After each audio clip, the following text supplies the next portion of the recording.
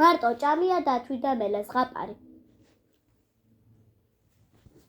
დათვი და მელა დაძმობილდნენ, გაუდგნენ გზას. დათვმა მინდორზე დაინახა, რომ ის გვერდით ცხვრის ფარა იყო გაშლილი. ბოლოს დათვმა უთხრა მელიას: მელიკო, თუ შეიძლება ერთი ცხვარი მომიყვანო.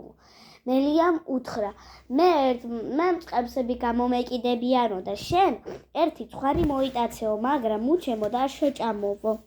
უთხრა მელიამ დათვს. დათვმა მართლაც მელია წავიდა წყებსებთან და დათვმა მოიტაცა ერთი ცხვარი. დაბრუნდა ადგილას და ბევრი უცადა მელიას თუ ცოტა, მელია არსად არ ჩანდა. ბოლოს თქვა: მოდი მე შევჭამ მარტო ცხვარსო. ამ დროს მელიაც გამოჩნდა და დაინახა.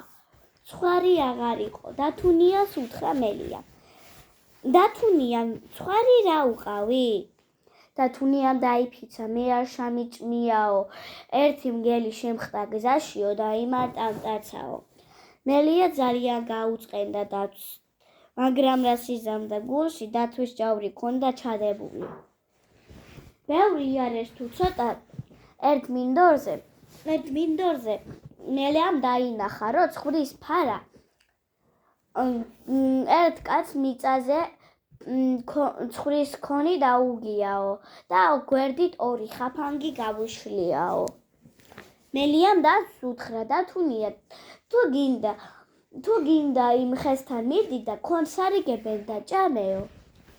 გახარებული დათვი გაიქცა.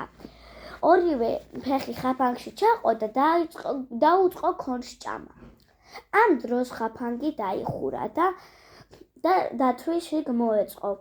კმაყოფილი მელია არხენად გაუდგა გზას დასასრული. ჭირი იქა, ფხინი აქა, ქატო იქა, ფქვილი აქა.